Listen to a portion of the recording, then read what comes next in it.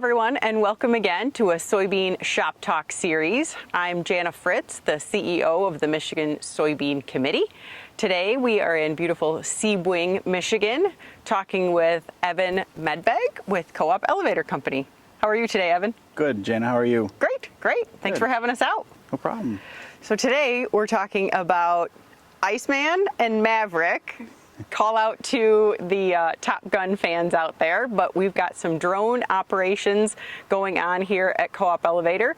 So Evan, tell us about these guys. Tell us how CoOp first got involved in drone activity. Okay. So last year, this year we partnered with a company called Rantizo. They reached out to us last year. We had to mull it over a little bit and talking this winter with a big issue with tar spot.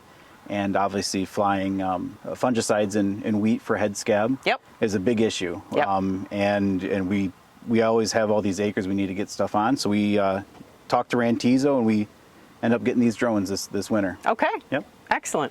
So, and they fly usually in tandem, right? Together. You can fly them separate, but you've got able to cover more acres because you've got two going at the same time. Correct. So we have two pilots, and most of the fields, the size of the fields that we're working in, it's more efficient for both drones to work the same field. Okay. So we're pretty early in the season here at this point filming this segment, but tell us how you've already used these drones this year. You said about 1,600 acres have been flown with these guys up in the Thumb area. Correct. So we started out pretty early with when no crops were planted, doing some burn down on rye. Okay. And we used some glyphosate, and we were able to terminate that rye that was starting to grow out of control. The fields were wet, couldn't get a ground rig in there. Yep. So that's where we started. We experimented a little bit with putting cover crops on because these do have a dry spreader, and we did some acres of cover crop, and the most of that's been, as of recent, putting head scab applications on wheat. Okay, all right. So everything's a system, right? And even though we're here on behalf of the soybean farmers, our corn farmers, our wheat farmers, talk to us a little bit about maybe some of the potential uses in soybeans. What would you envision in soybean production might be some uses that we could use for these drones? Right, so soybeans, sometimes we have wet years, right? Yeah. Big downpours, things that need to get on in a timely manner, that's where these can help out. If there's a beautiful day after a nice rainstorm, we can get into fields that maybe our ground rigs can't. Yeah. And we can get those products, plant protectants, whatever on at that time. Excellent. When soybeans start to bush out more, maybe guys don't want as many tram line or tire tracks through the crops, and we can take care of that with this without having to run some crops down. Okay, very good. So new, right? Drones still very new, right. Emerging. Folks are starting to hear more about it. My husband is one of those that even said, hey, let's get one and get going with it. But it's not that easy, right? Right. How would a farmer or how did CoOp, other than getting connected with Rantizo, what's all involved to start using drones? Right, so our pilots, we had to go through, we figure about 2 months, a month and a half worth of training. Wow. And a couple different licenses. Obviously the first one for applying pesticides, whatever, is an applicator license. Yes. And not just you need your core, your 1A, as most of our farmers have applicator license. Yep. You also need your aerial applicator license. Okay. So that was a new thing for us to learn. The other option was obviously our Part 107 through the FAA. Okay. Which is your drone license. That is for even your small drones that you use to take pictures for your crops or NDVI imagery. Yeah. We also had to get our 107.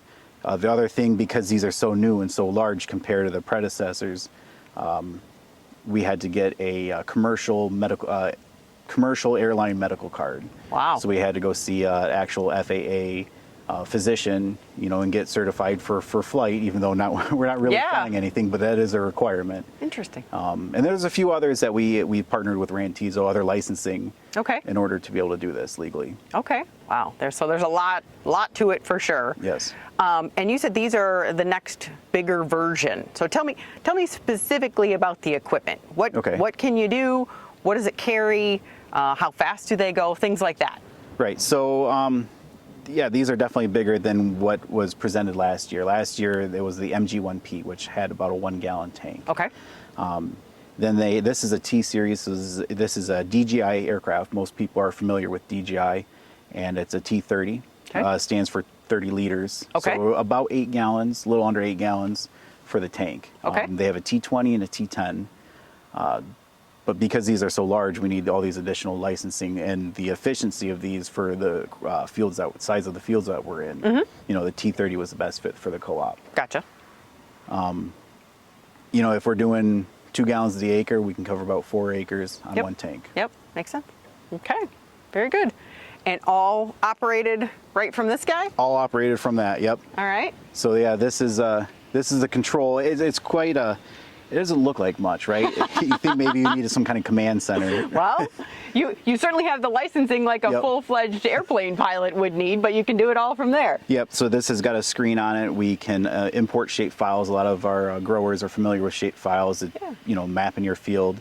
And we can fly those with these drones, or the best option is when we soil sample, we run a boundary every field we soil sample. Okay. So we use that, put that in here, and then pretty much we tell it what height we want to fly at, the swath, the speed. I know you asked about speed, and we're looking at probably 15 mile an hour for some of our faster applications. And it'll pretty much do everything autonomously. All right, excellent.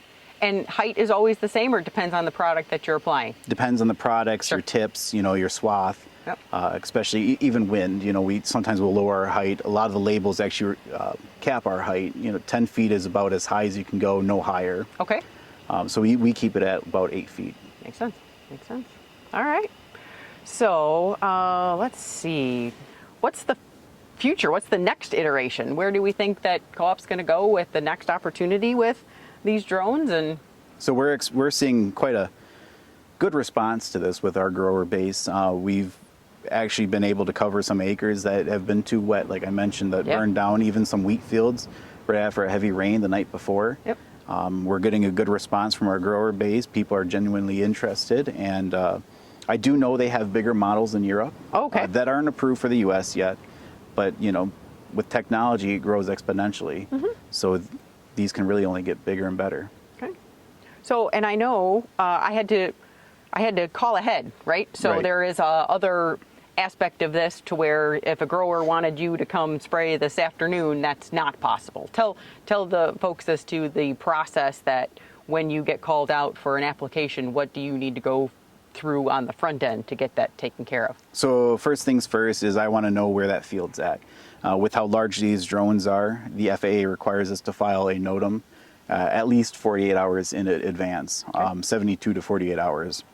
So I'll get that filed first. Okay. Then I start looking at the field, the mapping, you know, the size of the field, where it's located, sensitive areas, all that stuff. We got to do our proper scouting of the field, especially if we're not familiar with it. Yep. But 48 hours, that's the biggest thing for us to be able to fly. Okay. All right. Very good.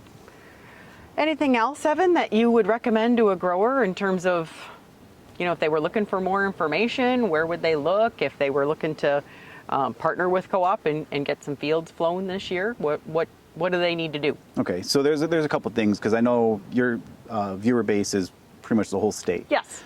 So if you're in the local co-op area, or you want co-op to come out and do this, you can go to our website, find our phone number, contact a local agronomist, and talk through with them. Sure. Most of our agronomists are briefed on how this works. Okay. And we'll get it scheduled, and we'll see if it's a good fit for you. Perfect. If you're out of our area or just are interested in the drone application, there are other Rantizo contractors in the state. Yes. And so they can go to rantizo.com. Okay. And on there, they can actually, there's a form, they can fill out their name, contact information, field location, what's in the field, what they want done. Yeah. And Rantizo will dispatch that to their contractors based on location and availability. Great. Great. Well, that's excellent, Evan. We appreciate your time today on the Soybean Shoptalk series. No problem. Thank you. Thank you. If you or someone else in your area is interested in a certain subject matter on our next Soybean Shoptalk, let us know. Give a call out to our soybean office in St. John's, Michigan. We're looking to feature iron, equipment, anything that farmers are looking to make some significant investments on in the coming years to improve your profitability and overall performance for your soybean production. So give us a call. We're happy to get it featured on a future episode. Thanks again for watching.